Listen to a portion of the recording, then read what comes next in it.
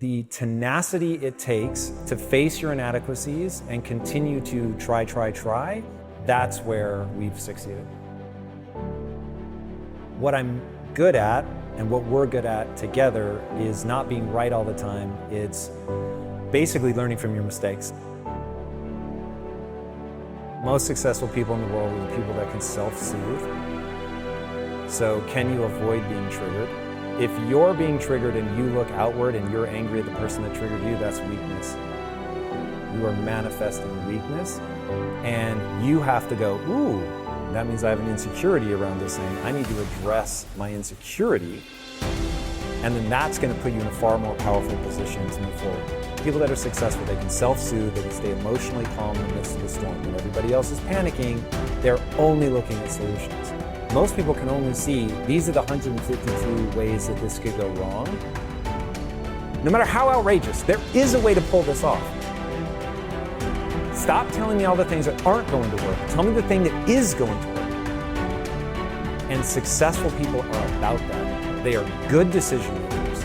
They are hyper resilient. They don't stop at failure. They don't get in their own way from an ego perspective. They're looking nakedly at their own inadequacies. And they've got enough confidence to get people going behind them. So if you can manage your emotions, if you've got the courage to fight through that storm, if you're not easy to knock off your pedestal, and you're humble enough to know that you're almost certainly making mistakes so that you know when to correct course, that's the recipe.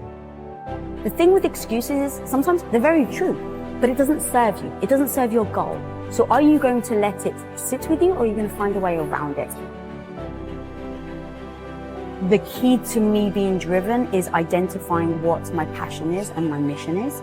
So if I don't have a passion and mission, then I don't have a drive. If I could wake up every single freaking day and fight for that 14-year-old girl that was me, that didn't believe in herself, that felt ugly, that was teased, that was made fun of for my looks, I will fight for that 14-year-old girl so that if I can help her to believe she can become anything she wants if she sets her mind to it and works hard, then I feel like my job is done. Every day I wake up for that 14-year-old Lisa. You can become anything you want to become, but you're going to have to pay a heavy price to get there. So the question is, what is it that you want to do? Problem is, people are expecting something to be self-evident. They are told a lie that they're born with a purpose. You're not born with a purpose. You're going to decide that this passion, this thing that you've worked your ass off to get good at, that allows you to serve not only yourself but other people, that's now your purpose.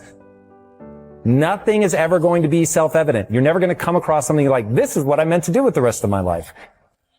You are going to find something that gives you more energy than it takes. I only do and believe that which moves me towards my goals.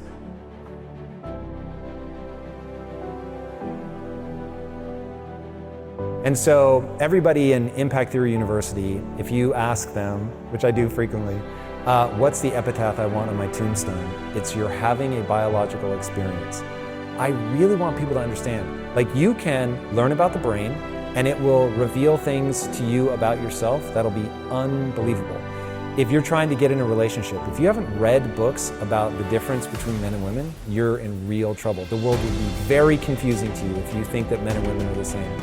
So understanding the biology of this stuff, that was one of the big turning points in my life that finally allowed me to believe in a growth mindset. Was I just started researching the brain.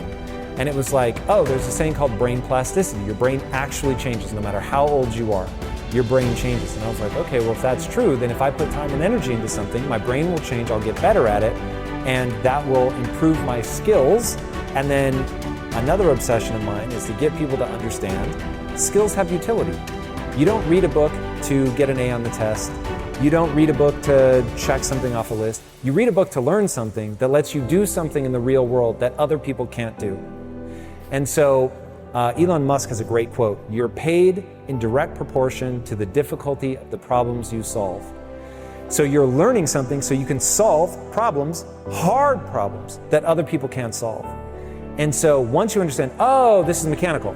My brain is designed a certain way. There's a certain path that I have to walk to gain skills. And then skills let me do something other people can't do. And by doing things other people can't do, I'm able to serve myself and the group That's fulfillment. Fulfillment's the point. It is so mechanistic. It's all just deadly simple. And when I'm giving honest answers, I'm always looping around, this is how the human mind works.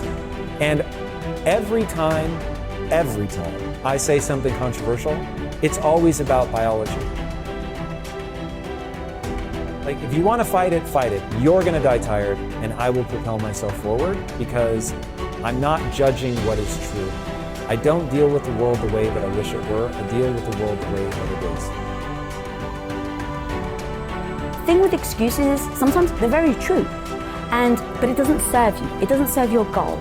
So are you going to let it sit with you, or are you going to find a way around it? So let's say a lot of people's reasoning, which was ours originally when we wanted to make movies, is we don't have enough money. So we're just going to go and do this thing until we have enough money. We don't have enough time. And the truth is, if you play the no BS, what would it actually take? And you say, I don't have enough money. Then you keep going down and go, well, how much money do I need? Okay, what would it take for me to get that money? And sometimes people don't want to look at the answers. So maybe it takes you having to sell your house, move in with your in-laws, and rent one of their bedrooms for the next 3 years in order to save your money so that you can go and start a company. Well, some people don't want to do that.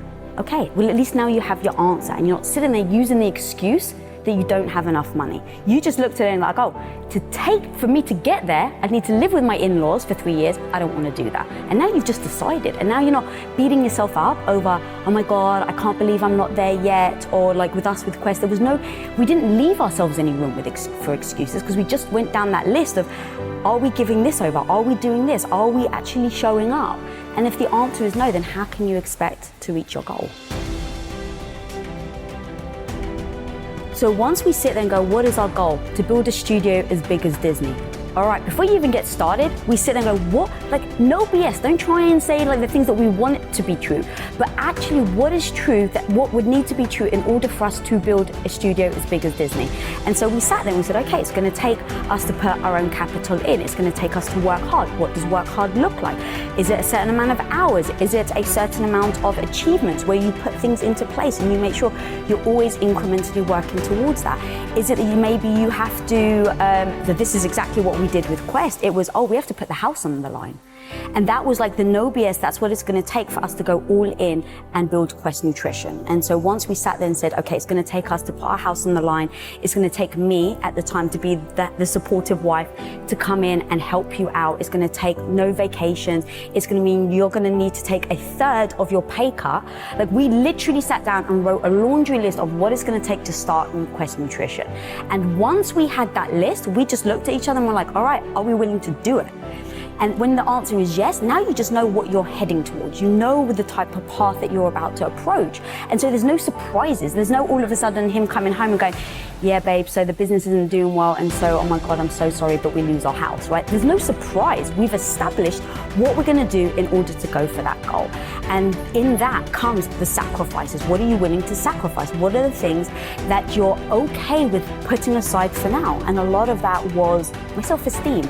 My ego of like, I didn't know what I was doing. So every day I'm struggling, I'm trying to figure something out, and I keep failing. But I knew that I had to learn in order to get to the goal that we wanted to get to. So I knew every day I had to get back up. And then the same with him, with the skill sets. What skill sets do I have to learn in order to get to the goal that we want to get to? And that comes with a lot of freaking sacrifices. I'm no longer going to value myself for being good, smart, right, worthy. I'm going to value myself entirely for figuring out what I need to get good at to achieve my goals, and then I'm just going to do that. And I'm going to do it knowing that success cannot be guaranteed.